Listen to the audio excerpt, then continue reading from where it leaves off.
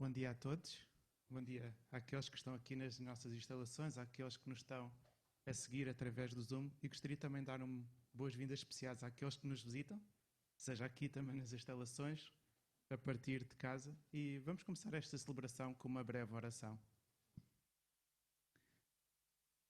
Deus Pai, muito obrigado, ó Pai, pela oportunidade que temos de nos reunirmos como igreja, seja aqui presencialmente, seja à distância, através da internet.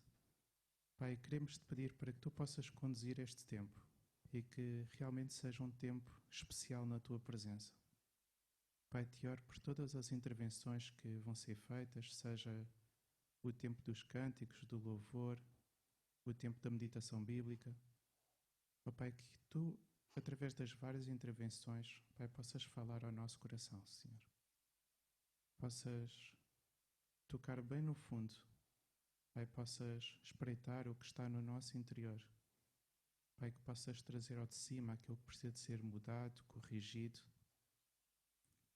Pai, te oro para que tudo aquilo que vai ser feito possa ser realmente conduzido por ti. Pai, que tu possas ser glorificado e ficar agradado, Pai, com tudo aquilo que vai acontecer durante esta manhã. No nome de Jesus. Amém.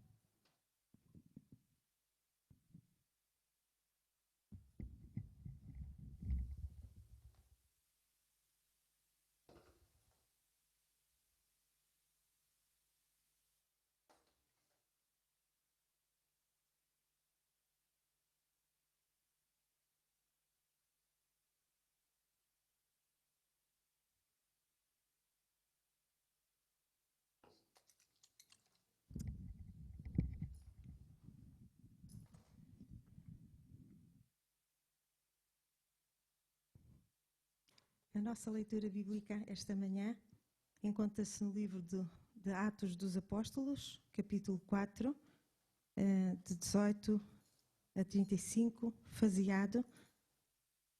Os que não têm as suas Bíblias podem escutar a leitura. Então, chamando-os novamente, ordenaram-lhes que não falassem nem ensinassem em nome de Jesus. Mas Pedro e João responderam: julguem os senhores mesmos se é justo aos olhos de Deus obedecer aos senhores e não a Deus. Pois não podemos deixar de falar os que vimos e ouvimos.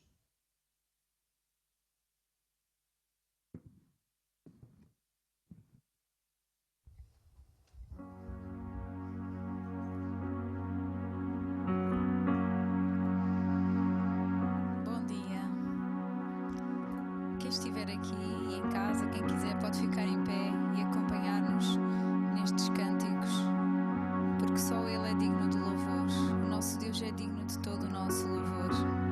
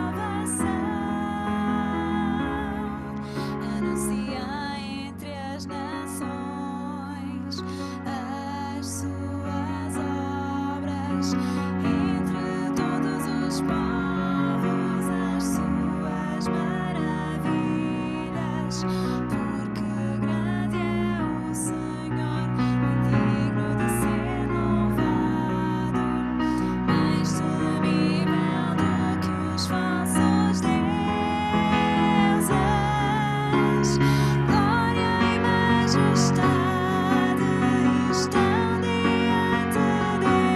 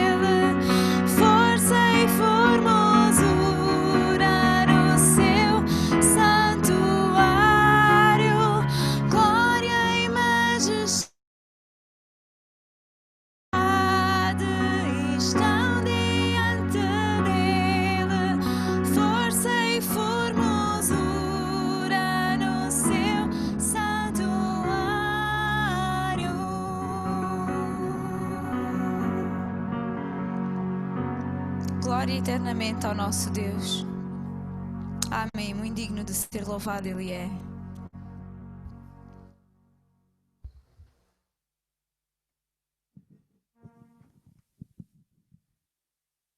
Depois de mais ameaças, eles os deixaram ir. Não tinham como castigá-los, porque todo o povo estava louvando a Deus pelo que aconteceu, pois o homem que fora curado milagrosamente tinha mais de 40 anos de idade. Quando foram soltos, Pedro e João voltaram para os seus companheiros e contaram tudo o que os chefes dos sacerdotes e os líderes religiosos lhes tinham dito. Ouvindo isso, levantaram juntos a voz a Deus, dizendo: Ó soberano, tu fizeste os céus, a terra, o mar e tudo o que neles há. Tu falaste pelo Espírito Santo por boca do teu servo, nosso pai Davi. Porque se enfurecem as nações e os povos conspiram em vão. Os reis da terra se levantam e os governantes se reúnem contra o Senhor e contra o seu ungido. De facto, Herodes e Pôncio Pilatos reuniram-se com os gentios e com o povo de Israel nesta cidade para conspirar contra o teu santo servo Jesus, a quem ungiste, porque fizeram que o teu poder e a tua vontade haviam decidido de antemão que acontecesse.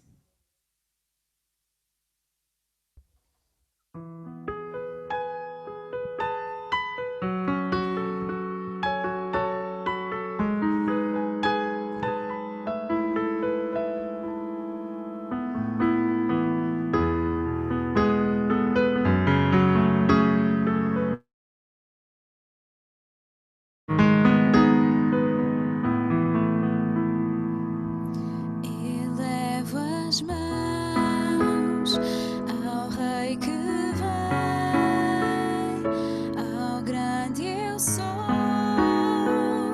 Quero adorar, meu coração em teu trono, Senhor.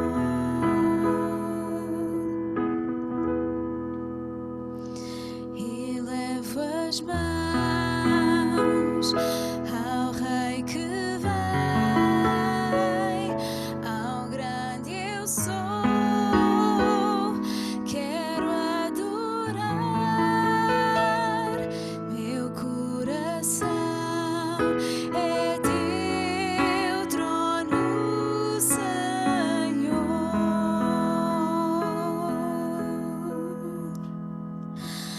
Não servirei outro Deus, nem a outro tesouro.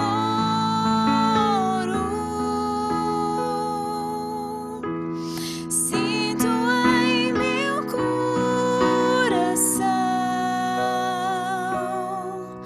teu Espírito Santo.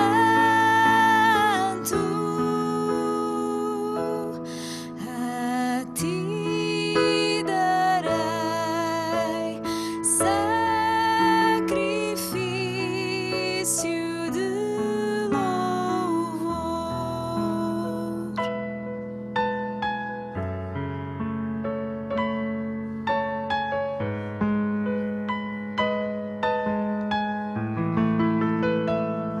Elevo as mãos ao Rei que vem,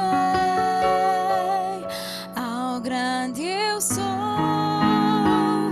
Quero adorar, meu coração é teu trono, Senhor.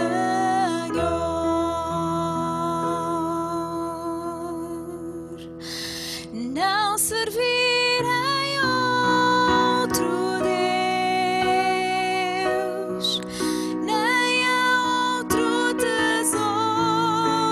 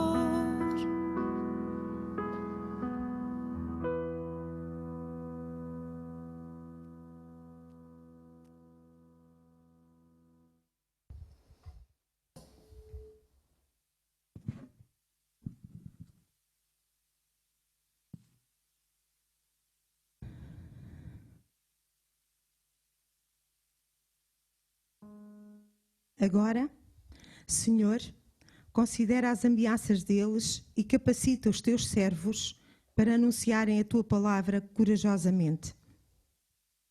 Estende a tua mão para curar e realizar sinais e maravilhas por meio do nome do teu santo servo Jesus.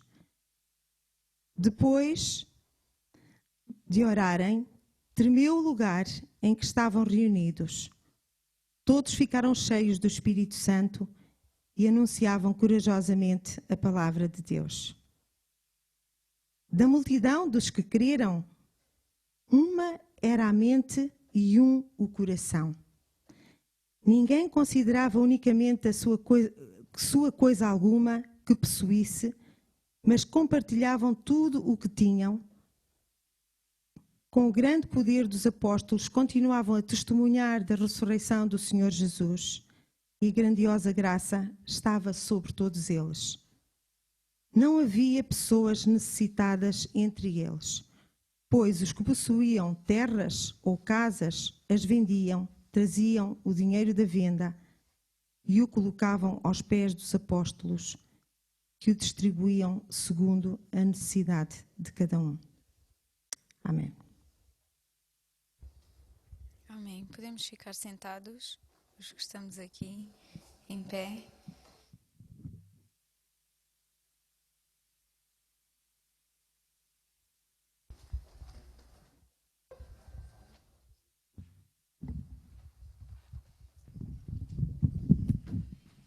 Bom dia a todos. E tenho o prazer de apresentar o Marcos Benício para aqueles que ainda não conhecem. É a família missionária que chegou e foi atropelada pela pandemia e está à procura do caminho que o Senhor tem para eles em Portugal neste contexto de caos. Mas Deus está no controle de todas as coisas e Ele então vai nos trazer a palavra nesta manhã. Fique à vontade, muito obrigado. Que Deus te abençoe.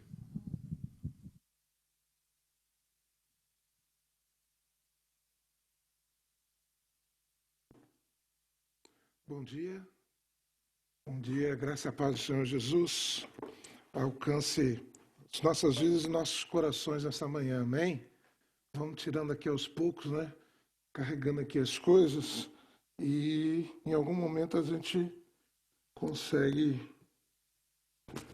tirar a máscara e aparecer, né? E a gente se vê e se enxergar nesse tempo tão diferente que a gente tem vivido aí nesses últimos meses, tão diferente de tudo, acho que a gente já passou, já viveu, já experimentou por aí. Esse realmente é diferente. Eu não poderia nessa manhã começar a falar sem primeiro dar uma palavra de gratidão, expressar uma palavra de gratidão, a gratidão do meu coração, do coração da minha família, da nossa vida, gratos aos irmãos, gratos a essa igreja, gratos à liderança, ao ministério dessa igreja, que desde quando ainda estávamos no Brasil, né, nos ajudou a chegarmos até aqui e chegando aqui nos abraçou, nos acolheu, nos ajudou, nos socorreu em todo momento, em especial no tempo de luto e de dificuldade que a gente viveu no mês de maio para cá. Gratidão, pastor Rodolfo, que nos recebe de forma tão generosa, né, compartilha o púlpito dele comigo nessa manhã. Ele deve estar ali em oração, assim, Senhor, Jesus, orando pelo pregador. Eu acho que ele nunca orou tanto por um pregador como deve estar orando nesta manhã pela minha vida. Sinto aqui a força da oração dele, graças a Deus por isso. Obrigado, irmãos. Obrigado, pastor. Que Deus continue prosperando e abençoando a igreja, o trabalho, a liderança, o ministério, e de forma harmoniosa a gente consiga servir juntos e com alegria nos nossos corações ao Senhor Deus que nos chamou. Eu gostaria, nessa manhã, de compartilhar alguns pensamentos a partir do texto de Atos dos Apóstolos, no capítulo 4, o verso 23 em diante. Parte dele ou todo ele já tem sido lido neste culto, mas eu quero convidar você, se você puder aí onde está, ou em casa, ou nos assistindo pelo Facebook ou pelo Zoom, a acessar a sua Bíblia no celular ou abrir, se tem um livro nas mãos, Atos dos Apóstolos, capítulo 4, a partir do verso de número 23, e eu leio para você, como diz aqui na versão que separei para essa manhã, aos irmãos, em especial os nossos irmãos portugueses, tenham um pouco de paciência, né? Nós sabemos que toda língua tem a sua regionalidade, então suportem o meu português brasileiro por alguns minutos nesta manhã, se esforcem a entender alguma coisa que de repente eu diga e que aos seus ouvidos soe diferente, ou até espero que não, mas até que doa alguma coisa no ouvido, já vai perdoando, exercendo, né, o perdão cristão, o amor cristão desde já. Quando foram soltos, Pedro e João voltaram para os seus irmãos, seus amigos, seus companheiros, sua igreja, voltaram para os seus e contaram tudo o que os chefes dos sacerdotes e os líderes religiosos lhes tinham dito. Ouvindo isso, levantaram juntos a voz a Deus, dizendo: Ó soberano, tu fizeste o céu, a terra, o mar e tudo que neles há. Tu falaste pelo Espírito Santo, por boca do teu servo, nosso pai Davi. Por que se enfurecem as nações e os povos conspiram em vão? Os reis da terra se levantam, os governantes se reúnem contra o Senhor e contra o seu ungido. De fato, Herodes e Pôncio Pilatos reuniram-se com os gentios e com os povos de Israel nesta cidade para conspirar contra o teu santo servo Jesus, a quem ungiste. Fizeram o que o teu poder e a tua vontade haviam decidido de antemão que acontecesse. Agora, Senhor, considera as ameaças deles e capacita os teus servos para anunciarem a tua palavra corajosamente. Estende a tua mão para curar e realizar sinais e maravilhas por meio do nome do teu santo servo Jesus. Depois de orarem, tremeu o lugar em que estavam reunidos. Todos ficaram cheios do Espírito Santo e anunciavam corajosamente a palavra de Deus. E mais à frente, um verso abaixo, começa dizendo: com grande poder os apóstolos continuavam a testemunhar da ressurreição do nosso Senhor Jesus Cristo. Existe, todos nós, de maior ou menor grau ou intensidade, o sentimento de nostalgia. A gente começa a perceber que vai envelhecendo quando começa a dizer assim: no meu tempo, na minha juventude, quando eu era criança. E aí a gente evoca esse passado como se ele fosse ou houvesse sido melhor do que o presente que estamos vivendo. E esquecemos que presente não se chama presente à toa. É um presente estarmos aqui, é um presente vivermos esse tempo, é um presente estarmos vivos, com saúde, gozando a presença do Senhor hoje aqui. E não é diferente também o nosso sentimento nisto com relação às nossas igrejas ou à nossa vida cristã. É comum também a gente olhar para trás e pensar: quando eu era jovem lá na igreja tal, minha adolescência lá na igreja assim, quando eu era embaixador do rei. Nossa, agora fui longe, né? Quando eu era embaixador do rei lá naquela igreja, porque uma vez embaixador do rei, sempre embaixador do rei. Então, a gente começa a fazer essa alusão, chamar isto do passado, e não é diferente com relação à igreja. E, de modo geral, a gente tem vivido um tempo onde se olha para a igreja primitiva como se ela devesse espelhar para a gente hoje o nosso culto, a nossa espiritualidade, o nosso cristianismo. Há muita gente olhando para a igreja primitiva como se ela devesse hoje estar refletida no nosso culto, na nossa liturgia, na nossa música, na nossa teologia, na nossa pregação e por aí vai.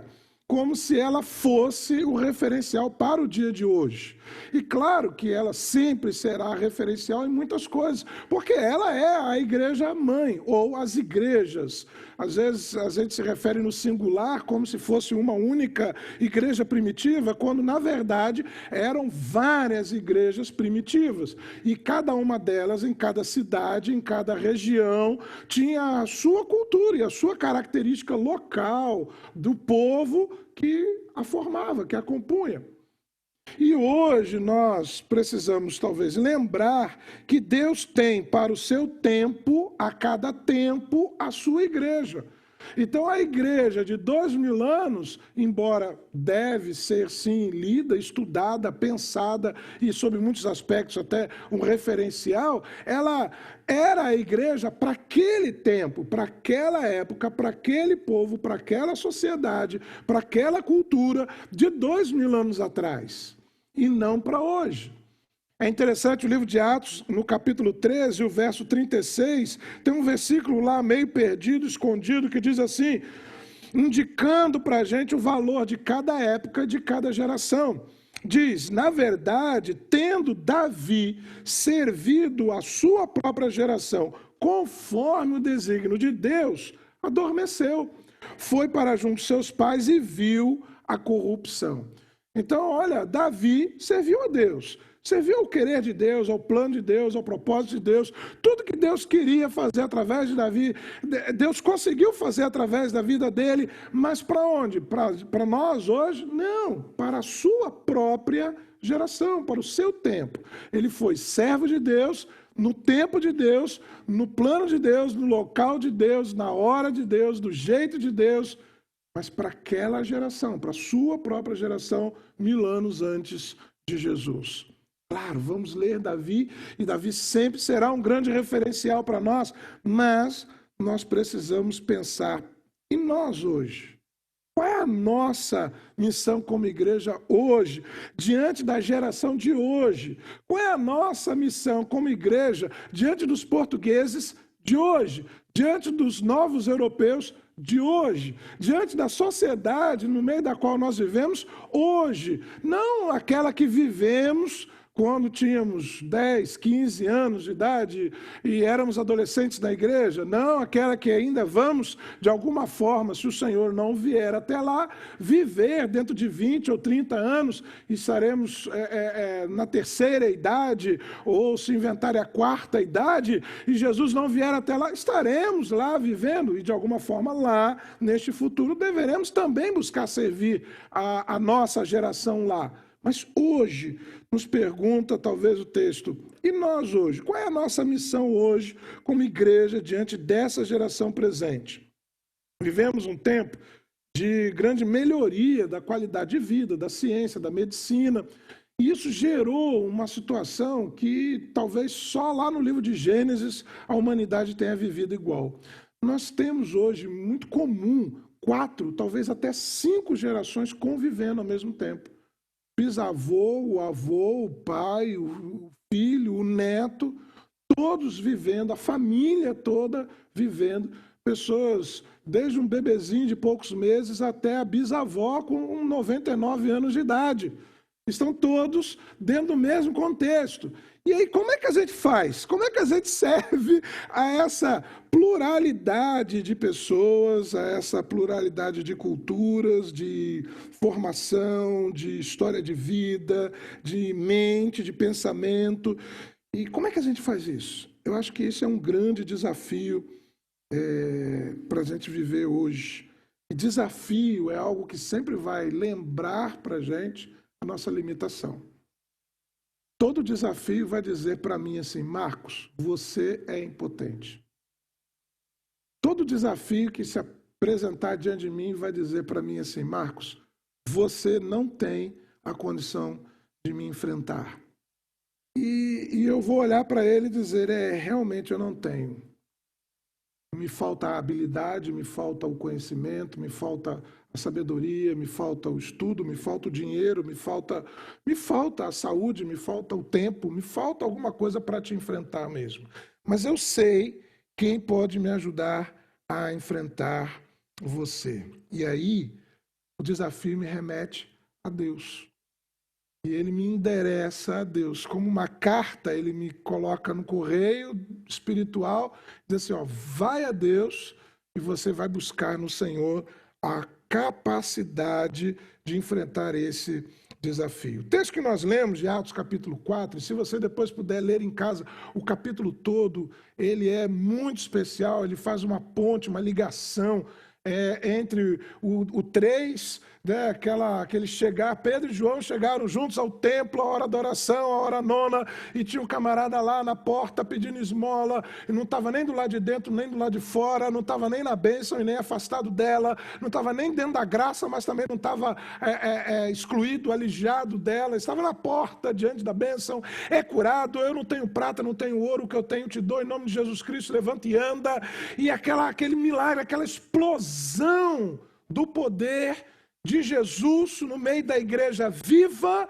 em Jerusalém, e os líderes judeus se assustam, e no meio disso, até o capítulo 5, onde tem lá Ananias e Safira, e o poder que se demonstrava fora da igreja, começa a demonstrar dentro da igreja, Deus dizendo, olha, eu sou Senhor lá fora, eu sou Senhor aqui dentro também, tá bom, Ananias e Safira?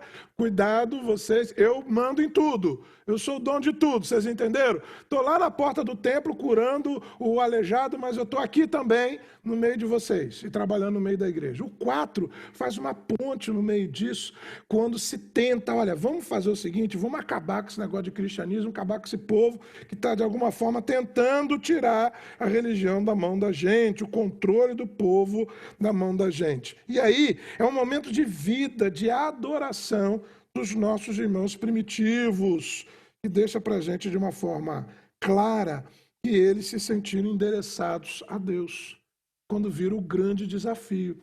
A liderança religiosa, política está contra nós.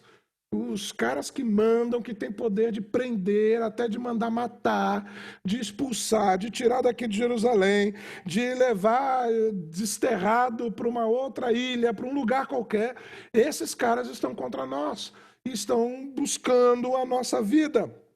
E aí, a oração feita por quem tem uma perspectiva firme, soberana de Deus, é o primeiro passo que eles dão. Primeira coisa, eles começam a colocar, Senhor que criou o céu, criou a terra, a expressão deles é a expressão de fé num Deus que é o soberano, que tem poder sobre todas as coisas, controla todas as coisas, tem tudo em suas mãos, e nós cremos num Deus assim. Não sei se você já ouviu isso, mas nós cremos, de modo geral, nós evangélicos, nós protestantes, nós cremos num Deus imanente e transcendente, ou seja, nós cremos num Deus que se revela na história do homem, e nós cremos num Deus que interage com a história do homem, com a história da humanidade. Nós não cremos num Deus que está longe, distante, filosoficamente e fisicamente morto, e que é apenas um referencial de valores éticos e morais. Nós cremos num Deus que é vivo, e que fala, e que interage, e que responde, e que opera a história da nossa vida, da nossa família e da sociedade que nós vivemos, de tal forma que ele faz acontecer o que ele quer através da história da humanidade.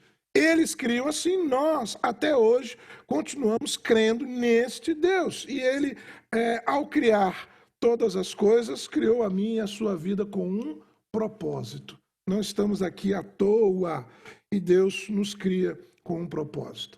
Essa oração dele se submete a essa autoridade divina, se coloca debaixo deste poder divino, e isso invoca, traz sobre as suas vidas o ser cheio do Espírito Santo. Sem dúvida, vários deles já tinham ali vivido a mesma experiência em Atos 2, de serem cheios do Espírito Santo, mas lembrando que Paulo, aos Efésios, capítulo 5, verso 18, vai dizer que essa comunhão espiritual não é uma vez, não é apenas no momento, não é algo marcado na agenda com dia e hora para acontecer, mas Paulo vai dizer: enchei-vos continuamente, mantenham-se cheios do Espírito Santo de Deus. E isto é algo que deve se repetir na minha, na sua vida, de tal forma que nós sejamos claramente dirigidos pelo Espírito de Deus, dentro da vontade de Deus para a nossa vida. Eles foram levados a testemunhar, a andar no contrário, no reverso do que qualquer um talvez de nós os aconselharia. Nós diríamos a eles: olha, façam o seguinte, se espalhem, façam pequenos grupos, busquem de alguma forma sair da visão e de estar tão em voga diante deles. Eles foram para a oração. O texto diz que unanimemente elevaram a voz. A primeira reação deles não foi traçar planos, meios de escapar à perseguição, de fugir ao controle político. Não, eles não se preocuparam com isso. Eles foram à presença do Senhor. Nós, pastores, nos preocupamos muito com o sermão. Às vezes se preocupa muito com o sermão. Às vezes dedica muito tempo a um sermão, a preparar um sermão. Mas eu queria pensar agora que Jesus nunca ensinou nenhum dos seus discípulos a pregar.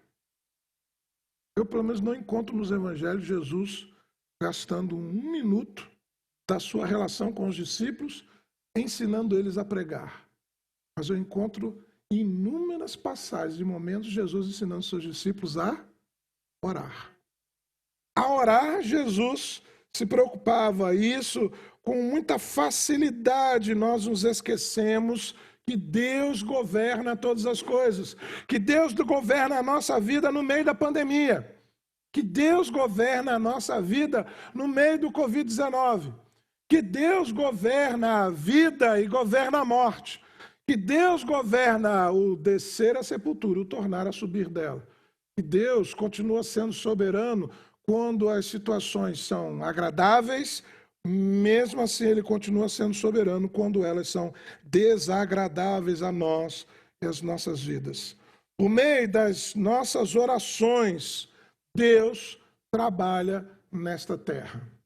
O Espírito de Deus trabalha nesta terra, no meio da sociedade, na vida do homem, nas nossas famílias, nos nossos lares, na nossa vida, através da oração. A oração, a nossa relação com Deus, abre este portal de comunhão, aonde vem de lá para cá o agir soberano dele. E muitos podem imaginar e até viver um momento de oração como se fosse a oportunidade de contar para Deus o que nos falta, de dizer para Deus onde está a nossa dor, de dizer a Ele que está faltando alguma coisa, que nós queremos, quais são os nossos planos. Mas, na verdade, a nossa oração não precisa comunicar nada para Deus. Ele já sabe de tudo. Nossa oração não é um momento onde a gente presta um relatório para Deus do que fizemos, ou pedimos perdão do que deixamos de fazer ou fizemos errado. A nossa oração é o momento em que Deus quer, no nosso coração, comunicar o querer dele. E nos inspirar, como diz o texto, Deus é aquele que opera em vós tanto o querer como o efetuar. Olha, que extraordinário, o momento que nós estamos em comunhão com Deus, os momentos de oração, de intimidade, de estar sozinho com Deus, é o momento em que Deus vem no nosso coração e planta uma semente, um desejo, um sonho, um plano, um querer dele, algo que está lá no etéreo, e ele traz e coloca no seu coração.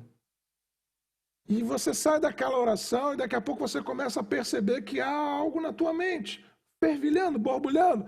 E aí você começa a fazer o quê? A orar por aquilo que Deus veio e colocou no teu coração. E aí quando você começa a orar por aquilo, Deus começa a trabalhar para que aquilo aconteça. E então aquele que colocou no seu coração o sonho, o plano, o desejo, é o mesmo que vai fazer com que ele se torne realidade na sua vida. Eu estava ontem me lembrando e até conversando lá em casa, né? Quantas vezes nós assistimos este culto lá pelo Facebook e jogava ele na televisão e a gente assistia. E a câmera pequenininha só pega realmente esse espaço. Então, às vezes, a gente ficava olhando pelo canto para tentar olhar um pouco mais, como que abrindo uma janela para esta igreja. E de lá do Rio de Janeiro tentar enxergar um pouco mais aqui. E tentar enxergar um pouco mais daqui. E do que aqui o Senhor nos chamava. E hoje a gente está aqui. Aquele que colocou no coração é aquele que trabalhou para fazer acontecer. E o que os nossos irmãos oraram? Primeiro, eles oraram colocando diante de Deus aqueles que os ameaçavam. Eles não ousaram abrir a boca para dizer algum juízo sobre eles. Eles disseram, Senhor, atenta, olha para as suas ameaças. Está nas suas mãos. Eles não se atreveram a dizer a Deus como Deus deveria agir com eles. Eles apenas confiaram que o Senhor estava observando tudo. Segundo, concede intrepidez, coragem aos teus servos. O mais importante, considerado por eles, não era a sua integridade física, a manutenção da sua integridade física, das suas famílias. Não, eles não estavam preocupados com isso. Eles queriam coragem para não deixar de anunciar o Evangelho e algo ainda mais impactante, até porque entre os que os perseguiam estavam os saduceus, que não criam na ressurreição, eram contra a ressurreição, e entre os líderes judaicos estavam muito preocupados porque eles falavam da ressurreição de Jesus, e eles diziam, não, todo mundo vai ressuscitar junto lá no final, e Deus vai separar os bons de um lado, os maus do outro e jogar no inferno. E eles diziam, não, Jesus já ressuscitou. Então, se um já ressuscitou, essa ressurreição já começou e não é do jeito que a gente está falando, e o povo vai parar de ouvir a gente, vai começar a ouvir eles. E nós vamos perder o controle desse povo.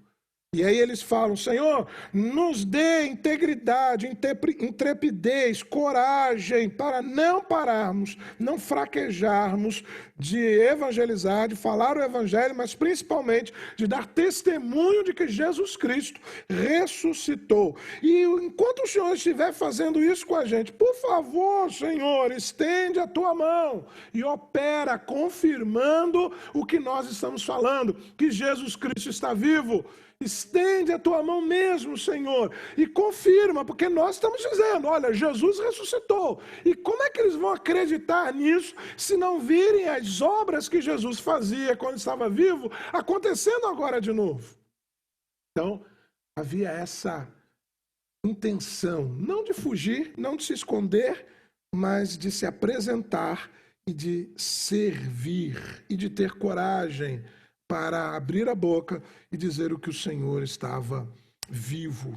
Deus não só ouviu a oração deles, como Deus respondeu positivamente. Tanto que estamos hoje aqui, 2000 anos depois, o resultado da oração deles é que as nossas vidas estão hoje cantando, orando, cultuando ao Senhor, crendo na sua palavra, na sua ressurreição e esperando a sua vinda. Amém, querido? Eu espero a volta de Jesus, eu aguardo a volta de Jesus Cristo. O meu Redentor vive, o meu Senhor está vivo. A cruz não foi capaz de detê-lo, o túmulo com a pedra na frente não foi possível resisti-lo. Soltas as ânsias da morte, vai dizer o apóstolo Paulo, porque não podiam contra ele. Ele é mais do que a morte, ele é Jesus, ele é o Rei dos reis, o Senhor dos senhores, ele é o Todo-Poderoso. Quando eles se sentiram cheios do Espírito Santo, eles então se colocaram a serviço, e a serviço o Senhor os usou de forma poderosa. Kierkegaard vai dizer para a gente que justamente a nossa oração é o momento em que Deus coloca no nosso coração o querer dele. E cada vez é mais importante que nós possamos desenvolver, que nós venhamos a desenvolver uma vida com tempo dedicado a estar na presença do Senhor, com tempo dedicado a oração. Eu acho lindo perceber em Atos 4 e 5 que a igreja tinha duas faces. Essa igreja inspirada, cheia do Espírito Santo, ela é cheia em Atos 2, ela é cheia de novo em Atos 4, ela levanta paralítico, mas essa igreja cheia do poder de Deus, ela tinha duas faces. Ela tinha uma face para dentro, aonde ela expressava um amor e uma comunhão e uma interação de vida extraordinária. Diz o texto aí, ninguém tinha falta de nada, a comunhão era plena, quem tinha um bem compartilhava com o outro, e aquilo era vivido, então ela tinha uma face para dentro, onde ela vivia o amor. Amai-vos uns aos outros, e todos saberão que vocês são meus discípulos. E ela tinha uma face para fora, onde ela expressava a vida real de Jesus Cristo e o poder de Deus para as pessoas que estavam assistindo, vivendo na Jerusalém, nos lugares por onde eles foram compartilhando a palavra. O texto lá na frente em Atos vai dizer que eles foram dispersos, mas por onde eles iam pregando ou anunciando a palavra. E na realidade, esse palavra geralmente está com P minúsculo, porque ele não é palavra a Bíblia, é palavra testemunho, a sua palavra a respeito de Deus, a sua própria e pessoal mensagem a respeito de Deus. Por onde eles foram dispersos levando a palavra. Nesse tempo tão diferente que a gente tem vivido, nesses últimos meses, nós fomos forçados a experimentar coisas que nem imaginávamos. A gente não pode mais se abraçar, que chato isso, não pode nem apertar a mão um do outro. Coisa boa você encontrar alguém que você gosta, dar aquele abraço com direito a 3 tapinhas nas costas. A gente não pode mais fazer isso. Nada. Quase que para pregar, a gente tem que pregar até com máscara. Para cantar, a gente está cantando louvor com máscara, embaça o óculos, aqueles que usam. Mas há uma coisa que nós não fomos impedidos. Enquanto a nossa mente estiver lúcida, orar sempre será o principal recurso da nossa relação com Deus. Enquanto lucidez existir em nossa mente, ainda que o corpo todo esteja paralisado, mas enquanto a mente estiver lúcida, a oração sempre estará presente. Que ela não seja, meu irmão, minha irmã, a última resposta ou o último recurso. Nós possamos fazer da oração o primeiro recurso, o primeiro socorro, a primeira resposta, como fizeram os nossos irmãos lá no passado. Quando Pedro e João chegaram juntos, primeira coisa que eles fizeram, vamos orar, nós vamos colocar diante de Deus. Porque Deus há de nos responder e há de operar para a sua glória através das nossas vidas. Deus os abençoe, no nome de Jesus.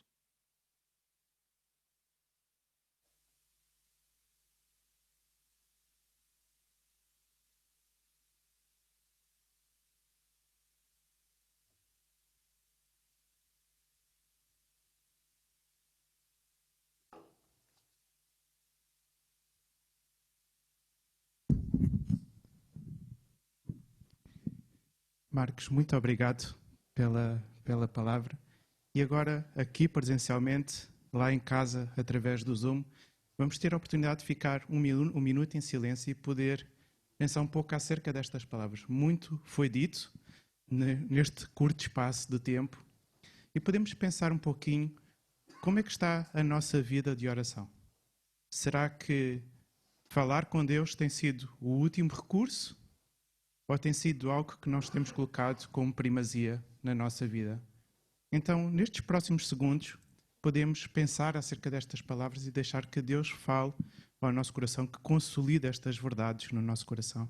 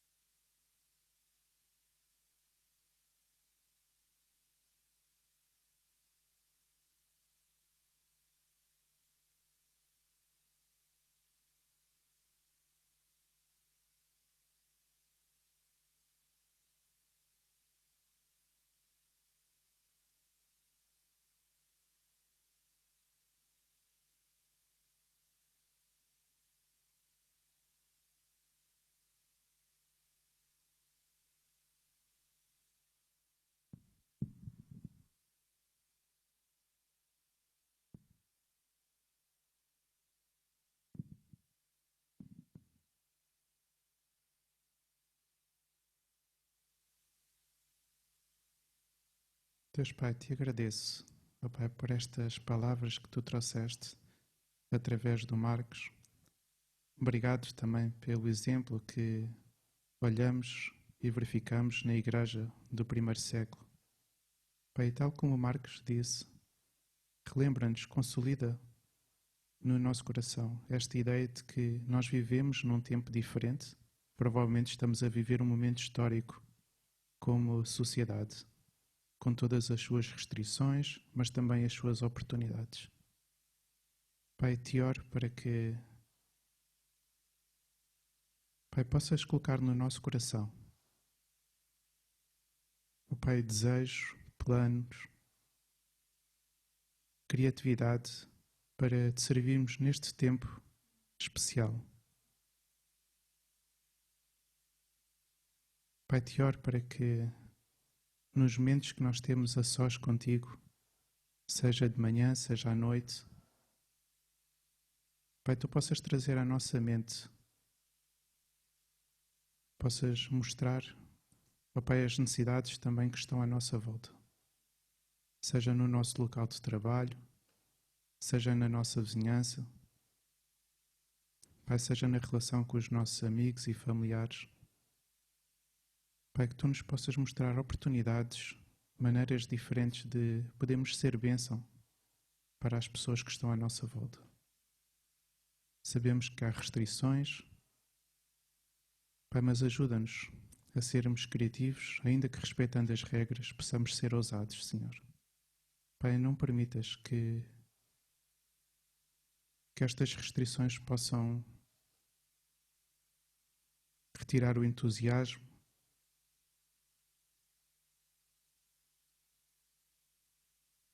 Pai, te oro, Senhor, para que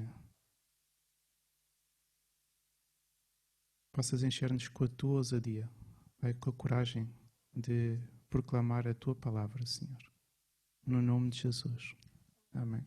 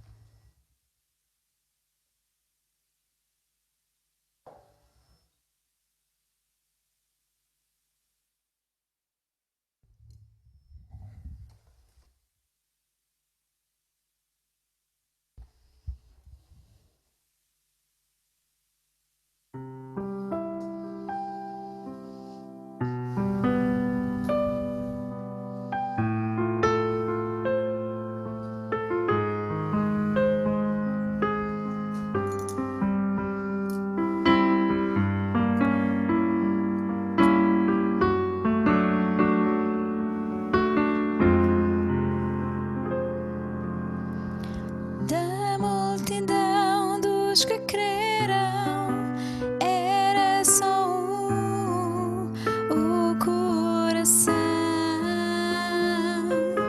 e a alma, uma somente, uma semente,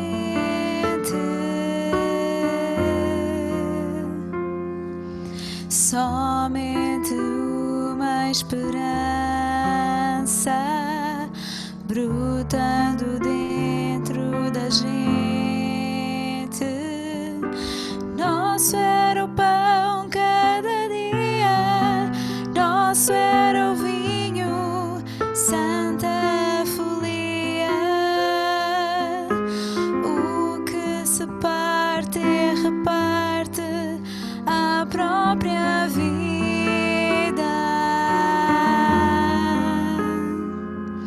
Galho ligado à parreira, vida em comum verdadeira.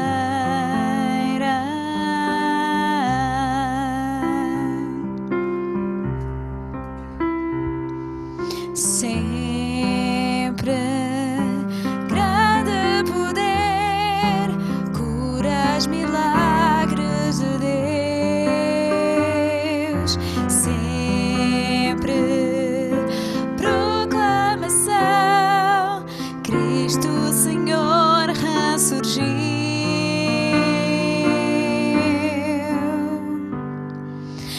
Da multidão dos que creram, era só o coração e a alma, muita alegria, singela vida. Na simpatia de todos, nasce a igreja de novo, povo de Deus, sal e luz para todos os povos.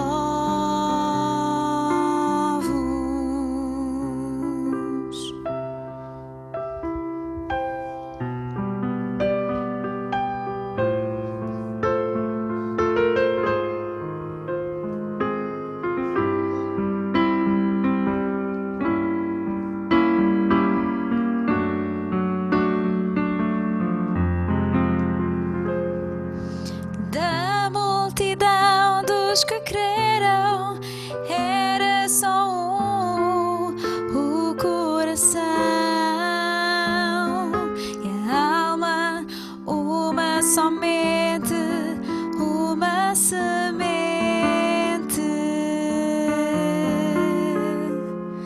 Somente uma esperança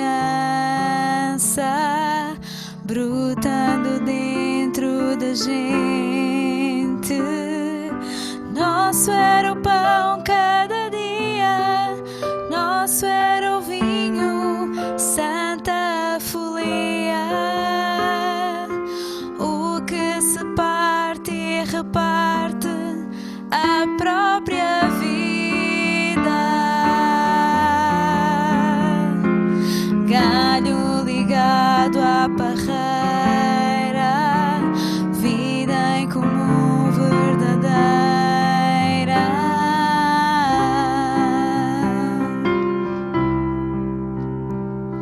Sempre grande poder, curas, milagres de Deus. Sempre proclamação, Cristo Senhor ressurgiu.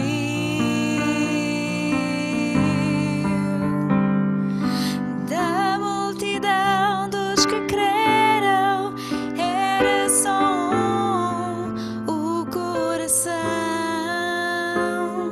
e a alma, muita alegria, singela vida. Na simpatia de todos, nasce a igreja de novo, povo de Deus, sal e luz para todos os povos.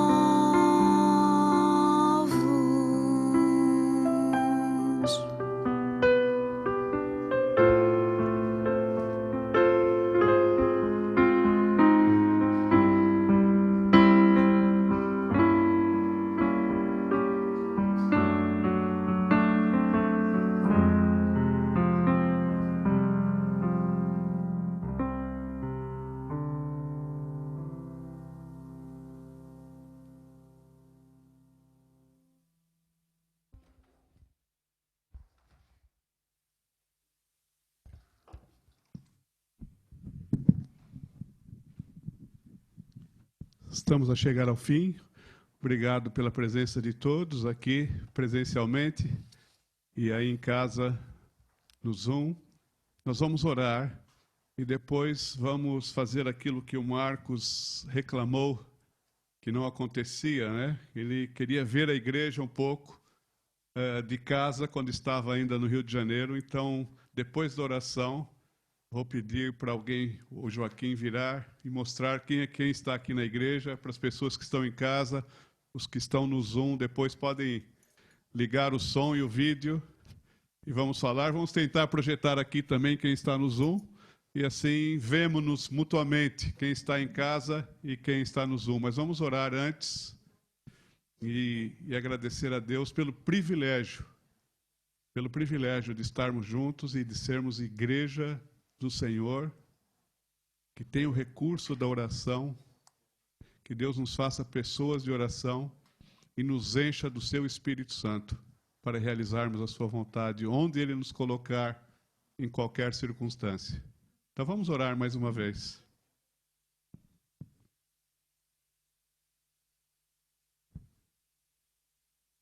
Obrigado, Senhor, pela Tua palavra que ouvimos nesta manhã. E obrigado porque o nosso coração foi tocado. Obrigado porque a nossa mente compreendeu. E obrigado porque o Teu Espírito Santo é que nos ajuda a experimentá-la, a vivê-la, a colocar em prática nas nossas vidas. Senhor, na nossa fraqueza, leva-nos, Senhor, conduz-nos a uma vida de oração, de confiança, de dependência total do Senhor. Ajuda-nos a prestarmos atenção nos milagres diários que o Senhor faz à nossa volta. E enche-nos do Teu Espírito, Senhor, e que possamos sonhar os sonhos do Senhor para esse tempo, para a glória do Senhor. Abençoe os meus irmãos, dá a todos nós uma boa semana, que possamos continuar a meditar nesta palavra, neste texto bíblico de Atos dos Apóstolos, e continuemos a aprender do Senhor e a viver para a glória do Senhor. Em nome de Jesus oramos. Amém. Amém. Vamos então vermos-nos mutuamente. Depois, os que estão aqui, por favor, podem sair por esta porta. Não podemos fazer rodinhas aqui dentro, tá bem? Podemos conversar um pouco lá ao sol. Então, Deus abençoe a todos. Olha, vamos sentar para o pessoal de casa ver direito. E nós também podemos ver aqui no Zoom, no ecrã,